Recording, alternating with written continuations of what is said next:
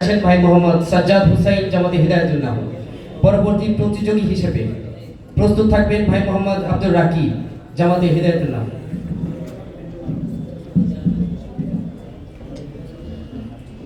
আসসালামু আলাইকুম ওয়া রাহমাতুল্লাহি ওয়া বারাকাতুহু। আল আমান ছাত্র কাফেলার কর্তৃক আয়োজিত বাৎসরিক প্রতিযোগিতা অনুষ্ঠানটি সম্মানিত সভাপতি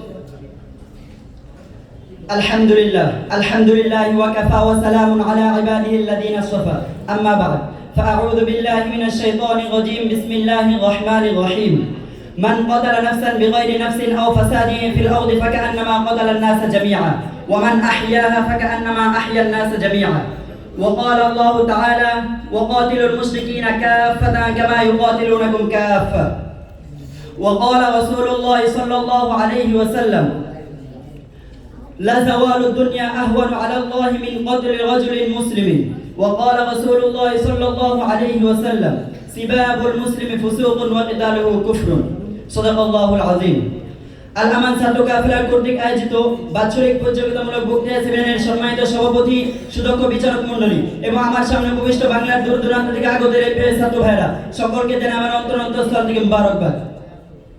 প্রিয় উপস্থিতি, আজকে আমাকে এমন এক সময় বক্তৃতা দিতে হচ্ছে যখন আরাকানের মুসলমানদেরকে পুড়িয়ে মারা হচ্ছে, যখন তাদেরকে তাদের ভিটাবাড়ি থেকে বিতাড়িত করা হচ্ছে, যখন ফিলিস্তিনের মুসলমানদেরকে পিষে মারা হচ্ছে।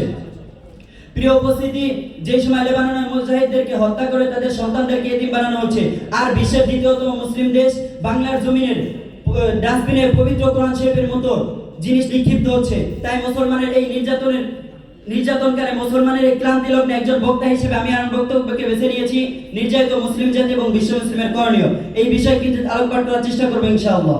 প্রিয় উপস্থিতি, বিশ্ব মুসলিম বলতে আমরা কি বুঝি? বিশ্ব মুসলিম বলতে বোঝা যায় যে বর্তমান পৃথিবীতে 7টি মহাদেশ রয়েছে এবং তার মধ্যে 200টি স্বাধীন দেশ রয়েছে এবং কিছু দেশ রয়েছে যার মধ্যে স্বল্প কিছু মুসলমান, আর এই সমস্ত মুসলমানদেরকে নিয়ে বিশ্ব মুসলিম তথা মুসলিম জাতি বলা হয়।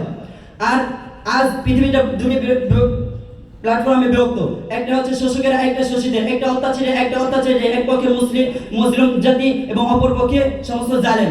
আর আজ যত নির্যাতিত নিপীড়িত মানুষ রয়েছে তার মধ্যে অধিকাংশ হচ্ছে মুসলমান। আজ মুসলমান রক্ত ঝরেছে কাশ্মীরের, রক্তের বন্যা বইছে গুজরাটে, আজ গোলার আঘাতে নিহত হচ্ছে ফিলিস্তিনের মুসলমানরা। প্রিয় উপস্থিতি, আজ মুসলমান সমস্ত জায়গায় নির্যাতিত। মুসলমানদের এই ক্লান্তি লগ্নে তাদেরকে সাহায্য করার মতো কোনো মানুষ নেই।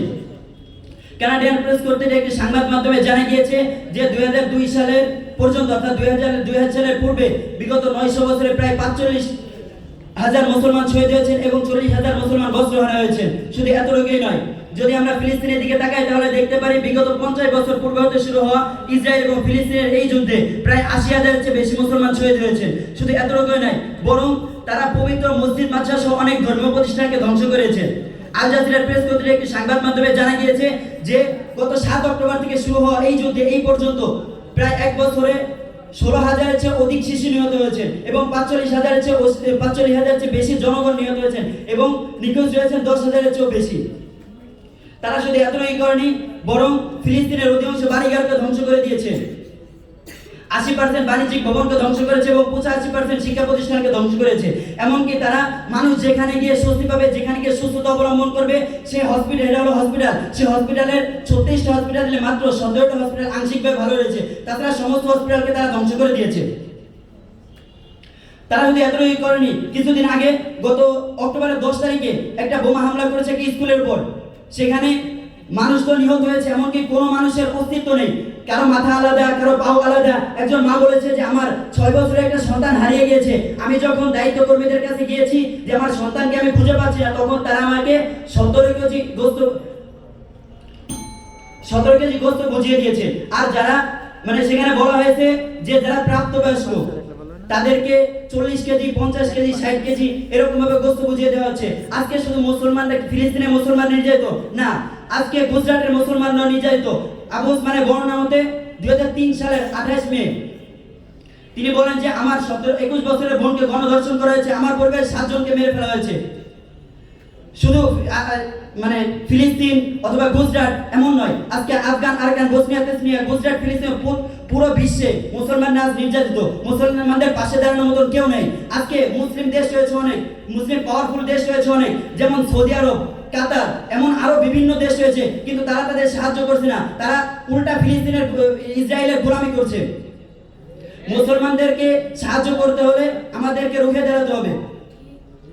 যে তুকি উসমানী সাহেব বলেছেন যে জিহাদ শুধু হত্যাকাণ্ডের মাধ্যমে নয়, তুমি পারলে তোমার জানমাল দিয়ে জিহাদ করো, তোমার জবান দিয়ে জিহাদ করো, তা না হলে অন্য যা আছে তাই দিয়ে জিহাদ করো। এই জন্য আমাদেরকে মুসলমানদেরকে সাহায্য করতে হবে, মুসলমানদের দেশগুলোকে বাঁচানোর জন্য আমাদেরকে জাগ্রত হতে হবে, শুধু ঘুমিয়ে থাকলে হবে না। তাই শেখ আলী রাদিয়াল্লাহু তাআলা আনহুর বলিয়ান হয়ে খালিদ বিন ওয়ালিদের মতো বীরত্বের সাথে ময়দানে ঝাঁপিয়ে পড়তে হবে, তাহলে আজকের বক্তৃতা সার্থক হবে।